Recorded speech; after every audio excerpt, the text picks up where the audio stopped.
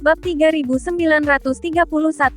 Xiao Yan sedikit mengangguk setelah mendengar kata-kata itu, dan tiba-tiba tersadar. Cepat dan berlatih. Bahkan jika Anda tidak dapat menembus alam leluhur, jika energi sumber dapat menembus ratusan miliar, itu akan sangat kuat.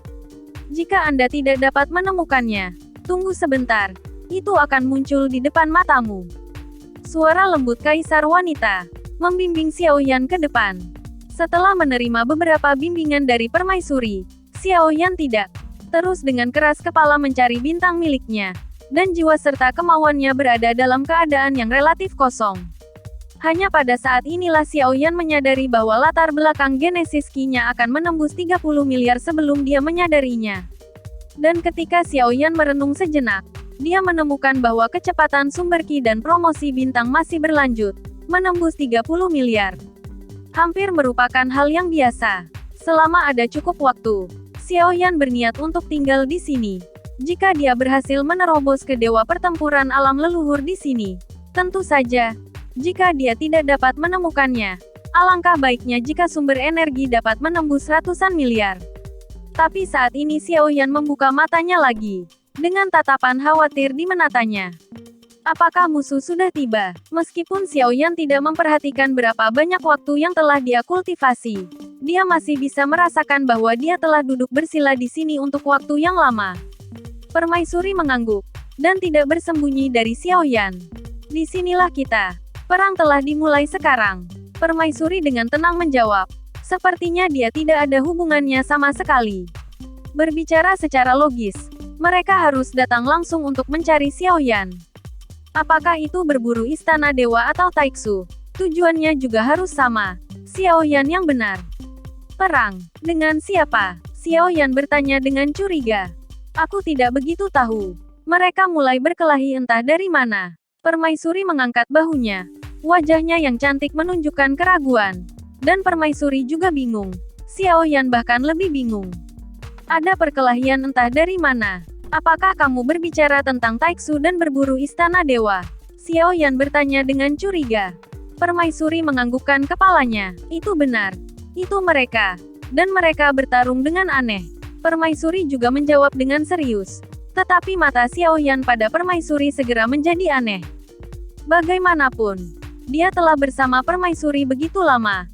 Xiao Yan tahu bahwa permaisuri, yang tampaknya tidak berbahaya bagi manusia dan hewan, tidak hanya memiliki istana yang dalam, tetapi juga memiliki metode yang tak terbayangkan. Jika, seperti yang dikatakan permaisuri, Taiksu dan Hunting God Palace bertarung, maka itu pasti memiliki hubungan langsung dengan permaisuri. Cepat dan berlatih, menara ini tidak akan bertahan lama. Lagi pula, mereka bertarung, dan sekarang mereka tidak punya waktu untuk menjagamu. Kamu harus memanfaatkan kesempatan untuk berlatih, kata permaisuri sambil tersenyum. Xiao Yan hanya bisa tersenyum kecut dan menggelengkan kepalanya. Di bawah wajahnya yang tampan dan menawan, ada 800 mata di setiap tatapannya, yang sungguh menakutkan. Namun, Xiao Yan memang merasa bahwa menara pembantaian tidak lagi stabil, yang berarti menara itu akan segera runtuh, dan waktu baginya untuk berlatih memang sudah hampir habis. Tampaknya tidak ada cara bagi Xiao Yan untuk menembus hingga 100 miliar di menara ini. Tetapi sekarang dia telah menembus hingga 30 miliar. Segera jika Anda tidak membandingkannya dengan yang mulia, ini sudah menjadi sumber yang sangat menakutkan, energi. Tetapi dengan kehormatan di depan, itu membuat orang merasa bahwa 30 miliar bukanlah batasnya. Dan apa yang dikatakan permaisuri dan Xiao Yan membuat Xiao Yan tertarik pada alam leluhur para dewa perang. Secara alami, dia ingin mencapai dewa pertempuran leluhur legendaris sebelum menerobos keabadian kaisar seperti yang dikatakan permaisuri. Dewa pertempuran leluhur dapat membuat Xiao Yan melangkah lebih jauh, dan juga dapat membuat Xiao Yan melangkah lebih cepat. Dari dua poin ini, Xiao Yan tidak bisa melewatkan dewa pertempuran. Dari alam leluhur di dalam hatinya, dia sudah memiliki tujuan di dalam hatinya. Dan itu adalah menjadi dewa pertempuran dari alam leluhur.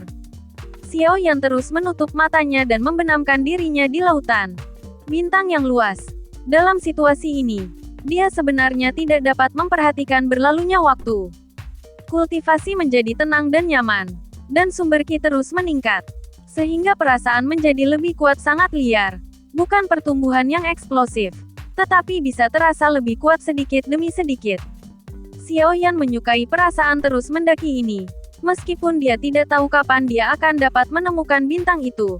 Tetapi tanpa obsesi, kultivasi menjadi lebih mudah. Ki asal usul ilahi mengalir ke tubuh Xiaoyan. Dan ki asal murni yang tersisa berubah menjadi bintang. Sedangkan ki asal lainnya dikeluarkan dari tubuhnya. Xiaoyan tidak perlu terlalu memperhatikan. Sepertinya pada titik ini, semuanya akan berjalan dengan sendirinya. Pada saat yang sama Xiaoyan berhasil menerobos ke 30 miliar asal ki. Jarak dari menara pembantaian jauh. Dan pertempuran semakin intensif. Dengan banyak korban di kedua sisi. Dalam waktu singkat, lebih dari 5.000 orang terbunuh atau terluka di istana berburu dewa. Dan Taiksu tidak bersenang-senang. Bahkan dengan kekuatan tempur istana dewa berburu tidak boleh diremehkan. Dalam hal ini, tidak ada yang akan mempertahankan kemampuannya. Mereka semua mengertakkan gigi. Karena mereka semua mengerti bahwa perang bukanlah tentang hidup atau mati. Dan cara yang digunakan semuanya adalah teknik pembunuhan. Setelah pertempuran, Avatar Zuchi mengerutkan kening dengan ganas. Karena permaisuri tidak pernah muncul lagi. Jadi jumlah korban di istana dewa berburu bukanlah yang ingin dilihat Zuchi. Rupanya saat ini Zuchi merasa bahwa dia telah sangat terpengaruh oleh permaisuri. Jika dia terus melawan Taiksu dan akhirnya kehilangan kedua belah pihak, maka tidak akan ada ancaman bagi permaisuri. Zuchi mengepalkan tinjunya sedikit. Pada saat ini, dia memiliki niat untuk mundur. Dan dia tidak ingin terus bertarung dengan Taiksu. Saat ini, dia tidak peduli apa rencana Taiksu. Yang dia inginkan adalah menjamin kelangsungan hidup semua orang di Hunting God Palace saat ini turun. Tapi begitu perang dimulai, tidak ada yang bisa mundur sepenuhnya. Dan tampaknya Taiksu tidak punya rencana untuk mundur, meski jumlah korban tewas Taiksu sudah melebihi 1.000. Pertahankan dan mundur. Zuchi merasa bahwa jika pertempuran berlanjut, jika Taiksu mendapat dukungan lagi, kemungkinan besar mereka akan musnah. Ratusan ribu pasukan ini adalah fondasi Istana Dewa Perburuan, dan juga milik Istana Dewa Perburuan.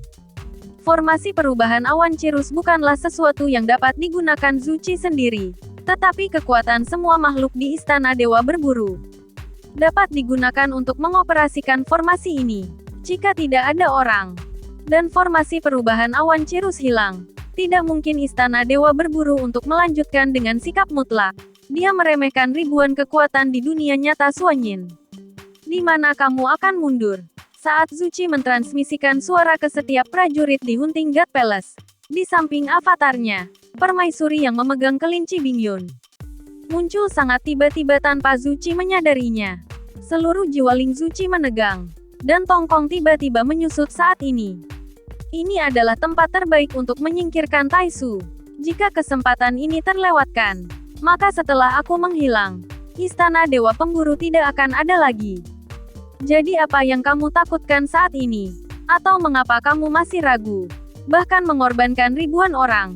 Kamu masih tidak mau menggunakan kekuatan sebenarnya dari formasi besarmu. Formasi ini dibuat oleh seorang teman lama. Dan formasi ini bukan milikmu. Begitulah penggunaannya. Suara permaisuri terdengar lagi. Nadanya berbeda dari sebelumnya. Dan juga berbeda dari Xiaoyan. Kata-kata pada saat ini tidak diragukan lagi. Tetapi juga memancarkan keagungan mutlak dan kekuatan yang mengejutkan.